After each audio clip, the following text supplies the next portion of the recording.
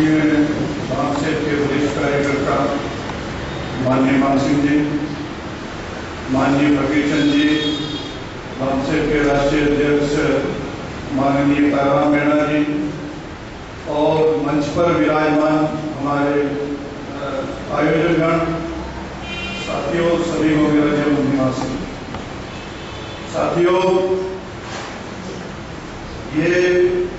जो मीटिंग आज हम लोग ले रहे हैं, 2 और 3 मार्च को हम लोगों ने मुंबई में एक यूनिफिकेशन के संदर्भ में मीटिंग किया था और देश भर के तमाम लोगों ने, देश भर के संगठन में काम कर रहे तमाम लोगों ने उधर यह बैठकर डिसाइड किया कि अब हम लोगों को, क्योंकि हम लोगों का उद्देश्य एक ही है, उद्देश्य एक है, विचारधारा एक है और उद्देश्य और विचारधारा अगर एक है तो हमको साथ मिलकर काम करना चाहिए ताकि अलग अलग संगठन में काम कर रहे अनेक जो लोग हैं वो उनके जो रिसोर्सेस हैं, उनके जो मानव संसाधन है, उनका जो इंफ्रास्ट्रक्चर है,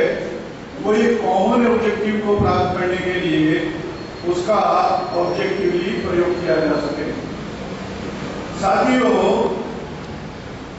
आज की मीटिंग में पहला सवाल ये है कि हम बामसेट का यूनिफिकेशन क्यों करना चाहते हैं या बामसेट के उद्देश्य से एक राय रखने वाले जो अन्य समविचारी संगठन है उनको साथ लेकर क्यों चलना चाहते हैं, तो उसके जवाब में मैं कहना चाहता हूं साथियों, क्योंकि हमारी भी एक विचारधारा एक है, एक उद्देश्य है, तो अगर हम अपनी सामाजिक ईमानदारी का परिचय समाज के लोगों को दें तो एक होने में हमें कोई दिक्कत आ नहीं सकती। जो लोग उद्देश्य और विचारधारा एक होते हुए भी हमारे जो हम लोग पूरे देश भर में प्रयास कर रहे हैं एक होने के लिए, एक ऑब्जेक्टिव को प्राप्त करने के लिए, अगर वो लोग जो यहाँ उपस्थित नहीं है तो इससे ये कहा जा सकता है कि उनके अंदर सामाजिक ईमानदारी नहीं। अगर आप यहाँ पर उपस्थित हो, हमने आपको निमंत्रण दिया और एक उद्देश्य को प्राप्त करने के लिए आप यहाँ पर अलग अलग जगह से चलकर आए, इसका मतलब यह है कि आप सामाजिक रूप से ईमानदार व्यक्तित्व के लोग हो। साथियों, अब सवाल ये खड़ा होता है, जब हमने 2 और 3 मार्च को जो सभा करके हमने चर्चा किया कि हमारे अंदर अलग अलग गुट क्यों निर्माण हुए बामसेट संगठन के, उस पर हमने विस्तृत रूप से उधर मुंबई में चर्चा किया। लेकिन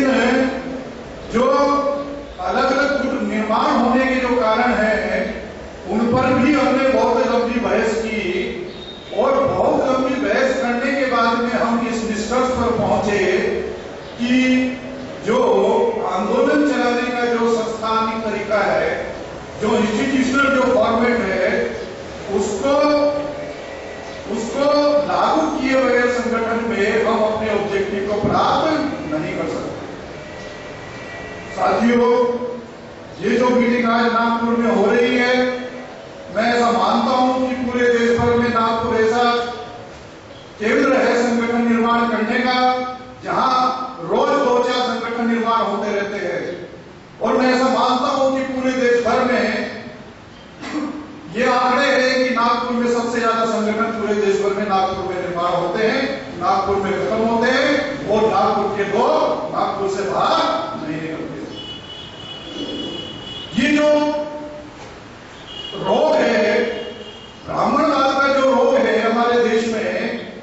यह नागपुर तक सीमित नहीं है, यह महाराष्ट्र तक सीमित नहीं है,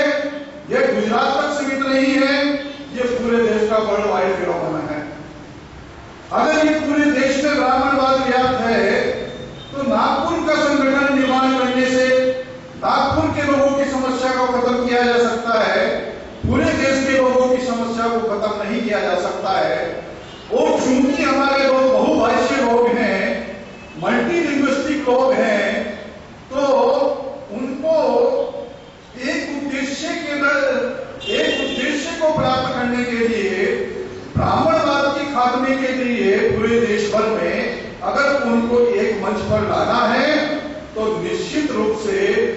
हमको इंस्टीट्यूशनल फॉर्मेट का सहारा लेना होगा। जो दूसरा जो सहारा है, हमारे लोगों का जो कैरेक्टर है पूरे देश भर में, वो एक कैरेक्टर के निर्माण हुआ है कि वो अपने समाज में एक नेता पैदा करे और सारा समाज उस नेता के पीछे पीछे चले। जैसा वो नेता करता है, जैसा वो कहता है, ऐसा सारे समाज के लोग करते जाते हैं। भक्तों का यह चरित्र होता है। अभी अभी आपने मैं समसामयिक उदाहरण आपको देता हूं। आसाराम बापू के ऊपर एक अभियोग लगा हुआ है, लेकिन उसके भक्त ये मानने को तैयार नहीं है कि आसाराम बापू ऐसा कर भी सकता है। ये भक्तों का चरित्र है, क्योंकि तर्क शक्ति उनके अंदर नहीं होती है। एक महिला ने कहा, एक महिला ने नहीं बल्कि कई महिलाओं ने कहा कि उनका शारीरिक शोषण हुआ, उनके द्वारा जो गुरुकुल चलाए जा रहे हैं उसमें 984 जो महिलाएं हैं, 11वीं 12वीं की छात्रा थी, वो गुरुकुल से भागी गई गलत आचरण होने के कारण। लेकिन फिर भी सबसे ज्यादा जो उनके भक्त है वो महिलाएं हैं, और महिलाएं उनके लिए जो है, जो उनकी भक्त है, वो उसका विरोध प्रदर्शन कर रही है। उनको ये मतलब मन मान नहीं रहा है कि आसाराम बापू ऐसा हो भी सकता है। साथियों, जब ऐसे भक्त लोगों ने हमारे देश में आंदोलन निर्माण किया, जब ऐसे भक्त लोग, जब ऐसे नेता जो मसीहाई नेचर के पैदा हुए, उनके पीछे पीछे लोग हमारे समाज के चले, और बाद में उस नेता को ब्राह्मणवादी लोगों ने साम दान दंड भेद की नीति से कंट्रोल किया, और जब कंट्रोल किया तो उसके पीछे चलने वाले सारे जो भक्त लोग थे वो सारे के सारे ब्राह्मणवाद के जाल में फंस गए। ऐसा होने के कारण जो है समाज का बेड़ा गर्क हुआ। ये एक मुख्य मौलिक कारण है। साथियों, तथागत गौतम बुद्ध ने 2500 साल पहले मनुष्य मात्र के आंदोलन को चलाने के लिए, मनुष्यता के संसार में बरकरार रखने के लिए, जो ह्यूमन वैल्यूज हैं उनके बरकरार रखने के लिए जो फॉर्मेट आप लोगों को प्रदान किया स्ट्रगल करने का, संघर्ष करने का, वो है दुनिया को दिया हुआ जो संस्थानिक जो तरीका है, इंस्टीट्यूशनल जो फॉर्मेट है, वो है अपने आप में सिद्ध फॉर्मेट है। इसलिए हमको इंस्टीट्यूशनल फॉर्मेट का इसका सहारा लेकर ही आंदोलन चलाना होगा, क्योंकि वर्तमान में अभी तक जितने भी आंदोलन चलाए गए, पामसिल के माध्यम से भी ये बार बार गलतियां की गई कि इंस्टीट्यूशनल फॉर्मेट डेवलप करने के बजाय हमने जो है मसीहा निर्माण कर दिए, और मसीहा निर्माण करने की वजह से आज हमारे आंदोलन कहां चला जाएगा ये आप लोग स्वयं ही आकलन कर सकते हैं। अगर शुरू से पामसिल का इंस्टीट्यूशनल फॉर्मेट है उसको लागू किया जाता तो इसमें व्यक्ति निर्माण नहीं होते, नेता निर्माण नहीं होते, जिनके पीछे पीछे भक्त लोग भागते रहते हैं। उनको आज ये भी पता नहीं है कि कौन सा रास्ता सही है, कौन सा रास्ता गलत है। इसलिए साथियों, एक व्यक्ति जब सोचता है तो उसका सोचने का नजरिया क्या होता है? सबसे पहले वो अपने बारे में सोचता है। जब एक संस्था सोचती है तो उसका नजरिया सोचने का क्या होता है? वो सामाजिक होता है, क्योंकि नेता, ये इंस्टीट्यूशन जो है ये अपने आप में एब्स्ट्रैक्ट थिंग है, और नेता अपने आप में सजीव माध्यम है। तो नेता सबसे पहले अपने बारे में सोचता है। इसलिए जब वो कोई भी आंदोलन का अगुवाई करता है तो सबसे पहले अपने इंटरेस्ट को ध्यान में रखता है, और जब अपने इंटरेस्ट को ध्यान में रखता है तो सोशल जो इंटरेस्ट है वो साइडलाइन हो जाते हैं। इस वजह से बार बार समाज के अंदर ये निराशा निर्माण होती है कि हमारे नेता हम लोगों को धोखा देते रहते हैं। इसलिए आज की डेट में कोई भी जो उनको फॉलो करने वाले लोग हैं, कोई भी किसी के ऊपर विश्वास नहीं करता कि ये हमारा सामाजिक उद्देश्य लेकर चलेगा या नहीं चलेगा। इसलिए इस बात की महत्व की आवश्यकता है कि इंस्टीट्यूशनल फॉर्मेट को हम लोग जो बुद्धा का दिया हुआ फॉर्मेट है